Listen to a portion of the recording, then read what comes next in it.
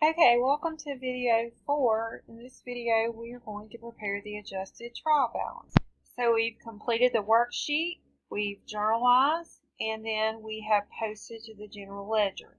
So this step is to make sure what we posted to the general ledger and the balances to make sure that they are actually correct. So what we're going to do is put the balances from the general ledger into the adjusted trial balance to verify that the debits equal the credits. Okay, so our cash balance is $3,500. So we'll just put that in right there. And then our accounts receivable balance is $4,000. Prepaid rent is $800.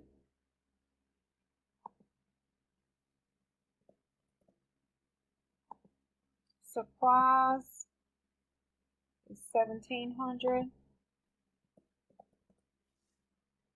Okay, equipment is $15,000.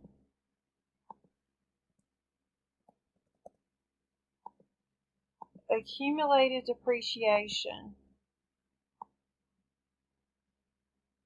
is $1,883, and that's the credit balance.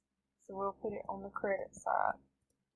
Accounts payable is $3,600.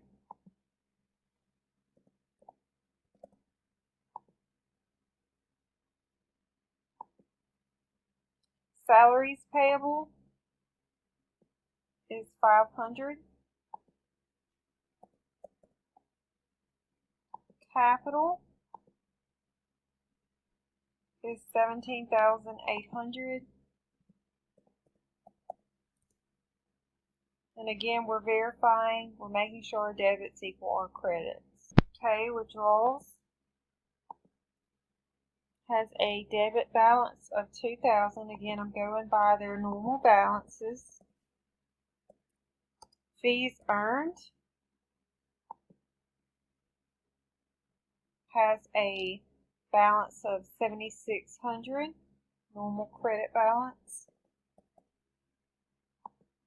And your expenses, depreciation expense has a normal debit balance, $83. Salaries expense has a normal debit balance of $2,300. Rent expense has a normal debit balance of $400.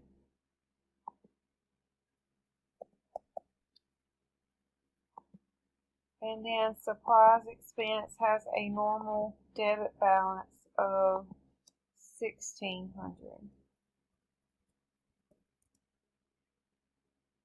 Okay, and you can see that debits equal credits here. So when I do the trial balance and I am checking, I'm testing to see that my balances in the general ledger are correct.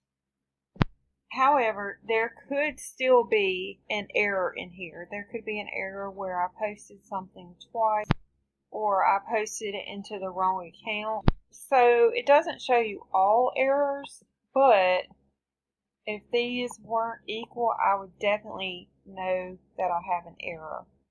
If these are equal, then we could be alright, but this is how I make sure that my debits equal my credits. In other words, if our debits equal our credits, it's possible that we could have an error, but if our debits do not equal our credits, then we know that we have an error.